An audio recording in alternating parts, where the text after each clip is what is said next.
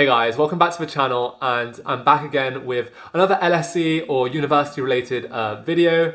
Today's video I want to talk more about Freshers Week, what to expect, how to socialise, and just reflect on my time as a fresher at LSE and provide some general bits of advice and guidance for any of you who are about to join university.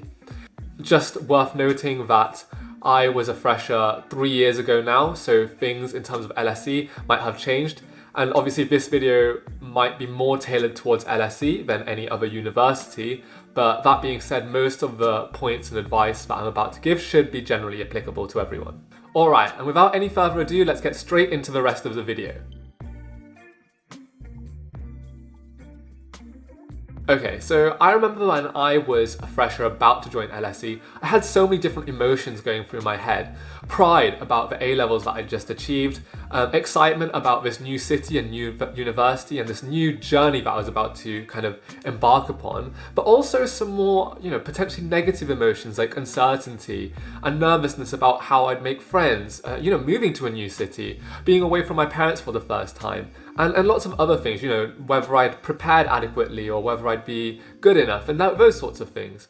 And I just want to say right off the bat that these emotions and these feelings are completely normal.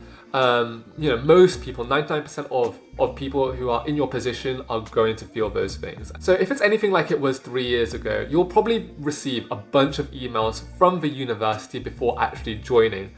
Things about, what to expect from halls, your first week, any documentation you might need to bring, and maybe setting up an online account. Not knowing what you need to do or not staying on top of all of these requirements is only going to bring an additional kind of sense of stress to an already stressful period of your life. So it's good if we can try and manage this stress by staying on top of things. I recommend putting all of your LSE emails, any emails you received before joining university, into a separate folder, going through and reading each of those emails one by one and kind of creating a checklist of things to do.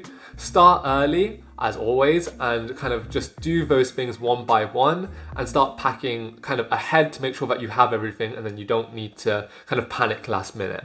I'd also recommend joining the freshers group chat and also your halls group chat, because it's very likely that people will have the same questions about things that might not necessarily be clear, and you can come to a bit of a consensus about what needs to be done.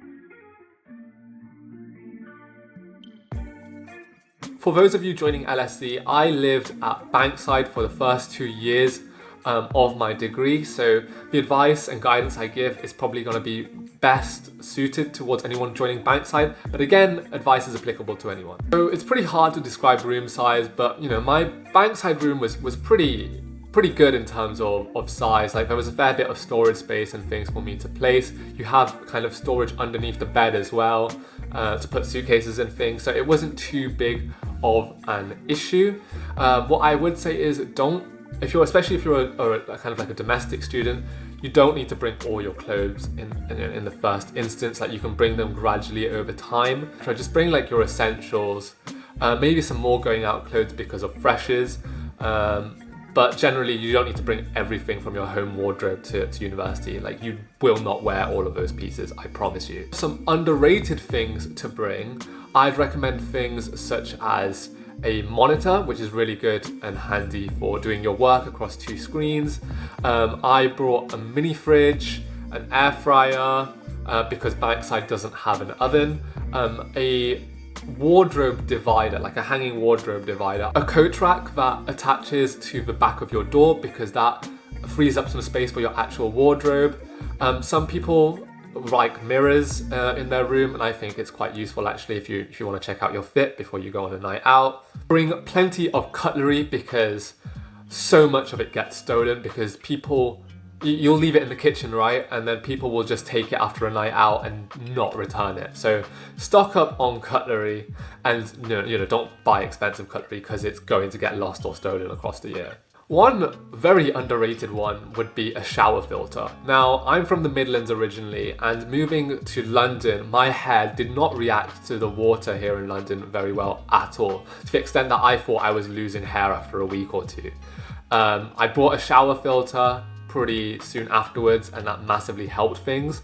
So if you're kind of afraid of being in a similar situation, would recommend getting a shower filter. Bring posters, photos, or anything that kind of reminds you of home. It will just make your room a lot more homely, because otherwise it's kind of just a box and it's quite barren. So you want to kind of make it yours and personalize it. You can bring a PlayStation or whatever, like an Xbox, but I would say or recommend that not to bring it immediately, just because if you bring it, like you might like kind of start spending more time in your room than you want to, not get out of your comfort zone and socialize as much as you probably should. Bring a mattress topper, because you know, the beds and a lot of kind of uni halls aren't particularly nice. So having a bit more cushioning with like a mattress topper is really nice. And I don't particularly like the idea of lying on a mattress, because Lord knows what's gone on in previous years on those beds. So would rather have an extra layer of protection, if you know what I mean. I also bought a heated blanket because I'm not particularly good with the cold, and you know, it just provides some additional warmth on those cold kind of winter nights, and it's quite nice. Buy multivitamins and bring like a basic first aid kit with your paracetamol, your ibuprofen, your sort of things like that. Just bring anything that you think might help you get through or avoid freshers flu. Would also recommend bringing a speaker, because you are always gonna benefit from a speaker. Like even if you're listening to music privately, it's really nice to just fill the room with music, but also really good like if you're going to pre's or whatever, and like someone's always gonna want a speaker for those sorts of situations. So bring a speaker with you if you have one. And then finally, bring some indoor slippers or indoor footwear, just because again, like some of these hall corridors and bathrooms and whatever can be a bit rank. So in terms of long-term investments, maybe more kind of catered towards the actual educational side, I'd really recommend getting a tablet like an iPad with an Apple Pen or any other tablet like that. I'd recommend something like that. It's really good for note-taking and annotating slides. You'd also do well to get a good laptop, like one that isn't constantly crashing. That being said, like for all 3 years of my time at university, I got away with like a god-awful laptop that sounded as if it was about to explode every other minute. So you can get away with a bad laptop, but it just makes life a lot easier if you have a good one. Also worth noting that you don't need to buy all of the things that I just mentioned immediately. You can invest in these things over time gradually. Hey guys, this is Aravind speaking to you whilst doing the editing, and I just realized that I forgot to really speak about budgeting. So I just wanted to quickly throw this in there. Just be careful with how much money you spend. It's really easy to go overboard when you get to university, especially on things like alcohol and clubbing tickets and whatever, like the money starts stacking up. So just be kind of mindful and keep track of your expenses. Maybe create like an Excel spreadsheet and just track like what you've actually spent money on. Another really useful thing that I forgot to mention was the Santander bike memberships. They're going up this year, but as a student you get like a 33% discount, so I think it should be less than £100 for the year still, and they're really, really useful because you can just pick up a code and take the bike and bike it pretty much everywhere in central London, and it means that you pretty much, if you use it regularly, you save a lot of money compared to if you were to use the tube or public transport of any kind, and a lot of the time it's also quicker. So I would pretty much always use or take a bike to and from campus from Bankside. I do think there are kind of best practices when it comes to how to socialize and make the most of Freshers Week. The first thing, and by far the most key thing to do, is to just socialize and speak to as many people as possible. Join the hall's group chat well in advance and actually start socializing and talking to people on there. If you've spoken to them already online, it makes them a lot more approachable and you become a lot more comfortable kind of approaching them in person, and it's a really good, like very natural icebreaker to say, I think I spoke to you about this, and it just makes socializing so much easier in person. Once you've actually moved into halls, check this group chat to see what people are doing. Most likely they'll be socializing at a pub, a restaurant, or like some communal space in the halls. And once you've set up your room, go and join them and speak to as many people as possible. Freshers Week and the first few weeks of university are probably the most social period of university because everyone wants to get to know everyone else. There are no pre-formed kind of friendship groups, and make the most of that fact and just socialize with everyone because you never know who will end up becoming your close friends or who you might have the best connection with. The other thing I do is to just get to know people in your kitchen or in your flat. So, maybe knock on people's doors, speak to the people in your kitchen, leave your door open, that sort of thing, just so that it's as easy to start up a conversation as possible. Once you've met someone for the first time, try to get their social media. Particularly Instagram, I'd say is the best one, just because you can see what they look like, and unlike Snapchat where you don't, you see a Bitmoji. So try get their Instagram. Otherwise, it'll be really hard to kind of remember who they are, and also you can just contact them and message them, say, what's the plans tonight for prees or whatever. You should know that in the long run, it's unlikely that you'll, really be close friends with all the people that you befriend or meet during Freshers Week, and also that the kind of close set of friends that you make, or the group that you might stick to in Freshers Week may not necessarily be the same group that become your long-term friendship group. That certainly wasn't the case for me. Go to all the events that the university puts on, and I'm warning you now, they're most likely going to be awful. They're not particularly enjoyable, a lot of them. The university events, they might not necessarily be your music. If it's a club night, it might not be the sort of thing that you're into, but I would suggest going anyway. One, it's kind of an experience in itself to kind of all have a shared bad night out. I think you just have to do it once.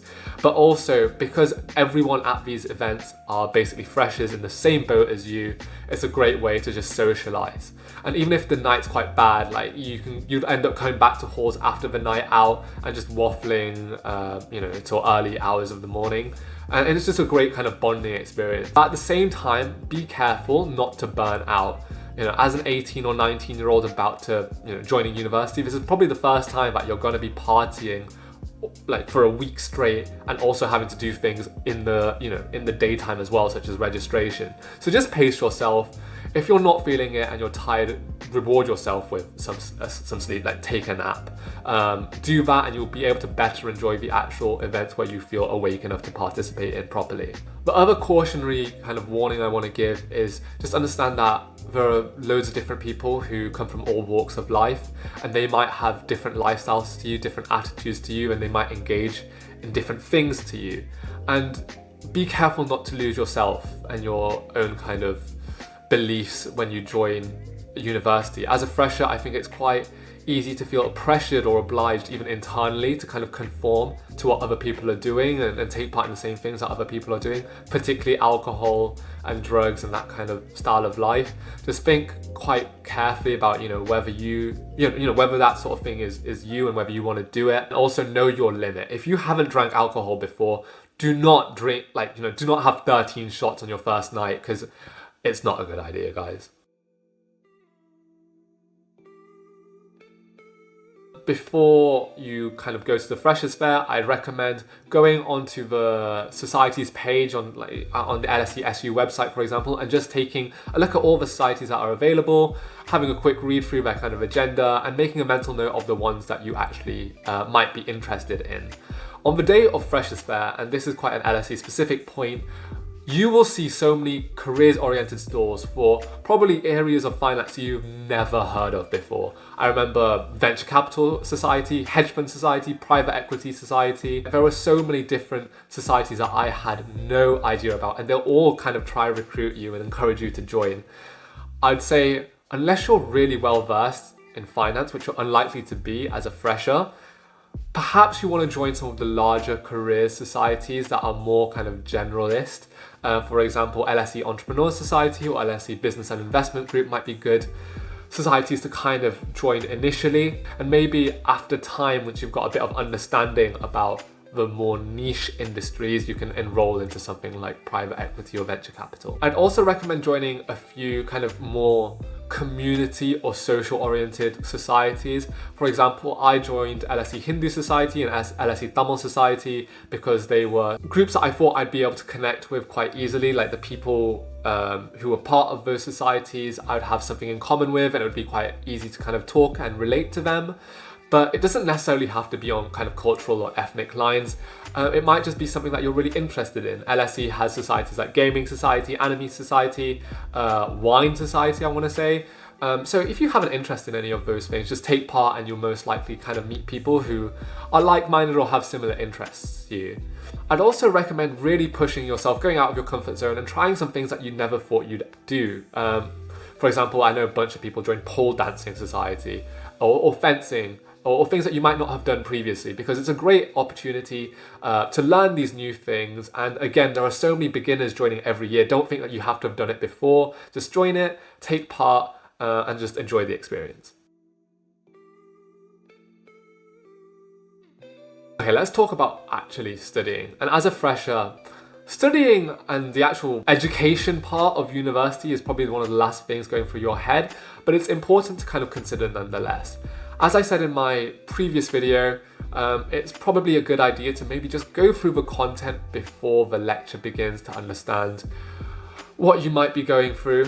Thankfully, the first few lectures are more admin based than actual teaching, so you do get eased in a fair bit, but probably still just go through the content or go through what the syllabus will be for that term, and just make a note of the areas that you might have already covered or think you might know, just to prepare yourself for the future, I guess. I'd recommend going to the first few lectures in person, not only because it creates a good routine and habit for you, but also it's a great social opportunity because most freshers end up going to their first few lectures, and so it's a great way of just meeting new people. Just talk to the person in the seat next to you or before, whilst you're waiting for the lecture to begin, anything like that. Any opportunity to socialize, take it, guys. Finally, study together. A great thing about LSE in particular is because it's so focused on social sciences, that a lot of people, even if you do different courses in the first year, you'll take a lot of the same modules like MA 100 and ST 102. Most halls have a kind of communal study space. Go there and do your work and maybe learn from other people who might have picked up the concept easier or quicker than you. And it just makes doing the work so much more manageable and enjoyable. Alright guys, that brings me to the end of today's video. Let me know if you enjoyed it, like the video, share the video, subscribe to the channel, and let me know in the comment section down below what other videos you'd like to see.